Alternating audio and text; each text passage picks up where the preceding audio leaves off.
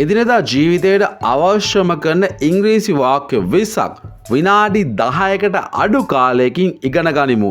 තුන්වෙනි කොටස. වා කලින් කොටස් දෙක බලුව නැත්නම් අනිවාර්යයෙන්ම ඒ කොටස් දෙකත් බලලෙන්න. මම දිනපතා මේ වගේ වීඩියෝස් අප්ලෝඩ් කරන්න බලාපොරොත්තු වෙනවා. එහෙනම් අපි වීඩියෝ එකට ගිහලා බලමු.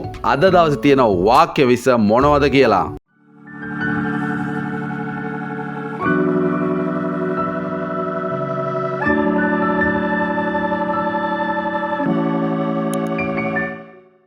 Number 1. මම ඉක්මනින් ආපහු වෙන්නම්. ඇය කොඳුරා කිව්වා. කොඳුරලා කියනවා කියලා කියන්නේ අපි කනට කළ රහසින් කියනවායි කියලා කියන්නේ. අන්න ඒකට තමයි කොඳුරලා කියනවා කියලා කියන්නේ. මම ඉක්මනින් ආපහු එන්නම්. I'll be right back. මේ I will කියන එක තමයි කෙටි වෙලා තියෙන්නේ. I'll be right back. ඉක්මනට මම ආපහු එන්නම්. She whispered කියලා කියන්නේ කොඳුරා කිව්වා කියන එක. Number 2. ඔයා ඉන්නේ හොඳින් නෙමෙයිද? Are you in a bad mood? mood එක කියලා කියන්නේ අපේ මූණේ ස්වරූපය. අපි අද දවසේ ඉන්න විදිය. සතුටින්ද ඉන්නේ, දුකෙන්ද ඉන්නේ, නැත්නම් වෙන හැඟීමකින්ද ඉන්නේ කියලා අපිව දැක්කහම හොයන්න පුළුවන්. ඉතින් ඒකට තමයි ඉංග්‍රීසි වලින් mood එකක් කියලා කියන්නේ. මෙතන කියන්නේ bad mood ගැන. Are you in a bad mood? ඔයා එච්චර හොඳින් නෙමෙයි නේද ඉන්නේ? upset mood එකකින්ද ඉන්නේ කියලා තමයි මේ වාක්‍යයෙන් අහන්නේ. Number 3. ඔහුගේ බෑග් අකුලගෙන යන්න ගියා. මොකක්ද මේ අකුලගෙන යනවා කියලා කියන්නේ? පැක් කරනවා කියලා කියන්නේ අසුරනවා, යමක් අසුරගෙන යනවා කියන එක. He packed his bags and left. අපි මේ මොනතරම් කියනවා සමාජයේ අහලාදී සිංහලෙන් කියනවා ඔහු බෑග් ටිකත් අකුලගෙන නැත්නම් එයාගේ බඩු ටිකත් අරගෙන යන්න ගියා. He packed his bags and left. Number 4. ඇය උත්සාහ කරනවා ඇගේ රැකියාව සහ ගෙදර පවුල් ජීවිතය සමබර කරමින් කරගෙන යන්නට. ඉතින් මේ වගේ වාක්‍යات අපි ඕන තරම් කියනවා ඇහිලා තියෙනවා. කොහොමද මේක ඉංග්‍රීසි වලින් කියන්නේ? She is trying to balance her work and home lives. මොකක්ද මේ වාක්‍යයෙන් පැහැදිලි වෙන්නේ? She is trying to උත්සාහ කරමින් ඉන්නේ බැලන්ස් එකක් ගන්න, මේ දෙක අතර සමබරතාවයක් ඇති කරගන්න. වර්ක් එකත් හොඳින් කරමින් ගෙදර වැඩත් හොඳින් කරමින් කරන්න තමයි එයා බැලන්ස් එකක් කරන්නේ. මේ දෙක අතර මොන දෙක අතරද? වර්ක් කියලා කියන්නේ රැකියාව, හෝම් ලයිව්ස් කියලා කියන්නේ සාමාන්‍ය ගෙදර ජීවිතය. මම කලින් වැඩ කළේ බැංකුවක. කලින් වැඩ කළේ, කලින් කියලා ඉංග්‍රීසි වලින් කියන්නේ කොහොමද? Previously I worked at a bank. මම කලින් වැඩ කළේ බැංකුවක. Previously I worked at a bank. Number 6. සාර්ථකත්වයට තිබෙන ලොකුම බාධාව තමයි අසාර්ථක වීමට ඇති බය. ෆේල් වෙන්න තියෙන බය තමයි සාර්ථක වෙන්න තියෙන ලොකුම බාධාව. මේ වගේ වාක්‍යයක් කොහොමද ඉංග්‍රීසි වලින් කියන්නේ? The greatest barrier to success is the fear of failure. මේ fear of failure කියලා කියන්නේ අසාර්ථක වෙන්න තියෙන බය. greatest barrier විශාලම බාධාව, ලොකුම බාධාව to success සාර්ථකත්වයට තියෙන. Number 7. මම මගේ තීරණය ගත්තේ ඔයා කියපු දෙයට අනුව. ඔයා කියන දේ අහලා තමයි මම මගේ මේ තීරණය ගත්තේ. මේ වගේ වාක්‍යයක් කොහොමද ඉංග්‍රීසි වලින් කියන්නේ? I made my decision based on what you said. Made a decision කියලා තමයි සාමාන්‍ය make decision කියලා තමයි තීරණ ගන්නවට කියන්නේ. made කියන්නේ මෙතන අතීත කාල ස්වරූපය. I made my decision. මගේ තීරණය මම ගත්තේ based on අනුව කියන එක තමයි based on කියලා කියන්නේ. what you said. ඔයා කියපු දෙයට අනුව තමයි මම මගේ තීරණය ගත්තේ. Number 8.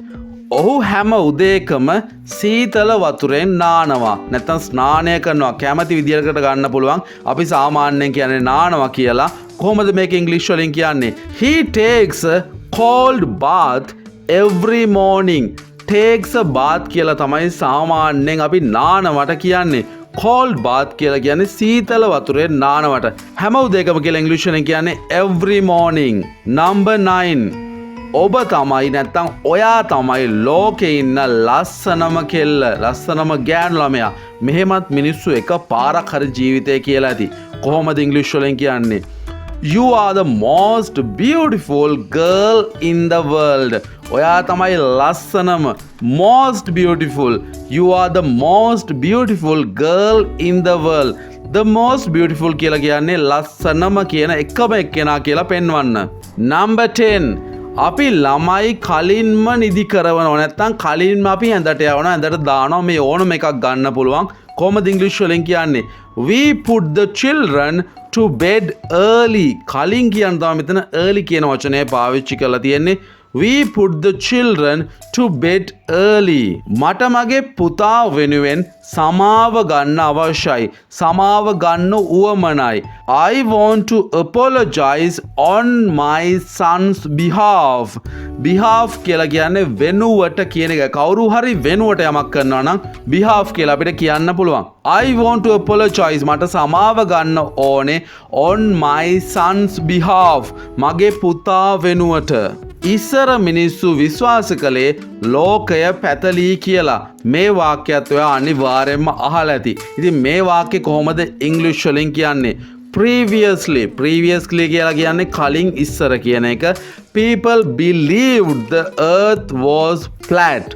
ෆ්ලැට් කියලා කියන්නේ පැතලී කියන එක. මේ පෘථුවිය මේ ලෝකය පැතලී කියලා තමයි ඉස්සර මිනිස්සු විශ්වාස කළේ. Previously people believed the earth was flat.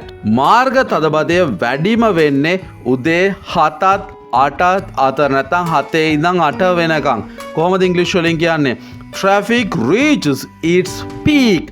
peak කියලා කියන්නේ වැඩිම වෙනවා, ඉහළම ගමන් කරනවා කියන එක. Between 7 and 8 in the morning. 7ත් 8ත් අතර තමයි ට්‍රැෆික් එක උපරිම වෙන්නේ. ජීවිතය කියන්නේ බයිසිකලයක් පදිනවා වගේ. ඔයාගේ සමබරතාවය තියාගන්න ඕනේ නම් ඔයාට ඉදිරියට යන්න වෙනවා. එකතන හිටියොත් බයිසිකලේ වැටෙනවා. ඉතින් මේක කොහොමද ඉංග්‍රීසි වලට හරවලා කියන්නේ? Life is like riding a bicycle. ජීවිතය කියන්නේ බයිසිකලයක් පදිනවා වගේ වැඩක්. To keep your balance. ඔයාගේ සමබරතාවය තබා ගන්න ඕනේ නම් to keep your balance you must keep moving. ඔයා අනිවාර්යෙන්ම ඉදිරියට යා යුතුමයි. You must keep moving. Number 15. අපි ඉඳගෙන හිටියේ විශාල ගසක සෙවණක. හෙවණට කියන්නේ shade. We sat in the shade of a big tree. විශාල ගසක සෙවණක තමයි අපි ඉඳගෙන හිටියේ. We sat. Number 16. ඔවුන් කියනවා ආදරය අන්ධයි කියලා. මේක ගොඩක් අය කියන කතාවක්. ඔයාලා තීරණය කරන්න මේක ඇත්තද බොරුද කියලා. ඉතින් ආදරය අන්ධයි කියන එකට ඉංග්‍රීසි වලින් කියන්නේ they say. ඔවුන් කියනවා love is blind. ආදරය අන්ධයි කියලා. they say love is blind. හුස්ම ගැනීම ශරීරයේ ඉබේම සිදුවන ක්‍රියාවලියක්. මේක කොහොමද ඉංග්‍රීසි වලින් කියන්නේ? breathing කියලා කියන්නේ හුස්ම ඉහළට පහළට ගන්න එක. is an automatic function of the body. function එකක් කියලා කියන්නේ ක්‍රියාවලියකට.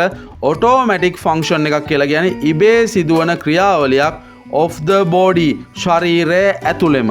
අපි ඊළඟ අවුරුද්දේ අලුත් ගයක් හදන්න සැලසුම් කරනවා.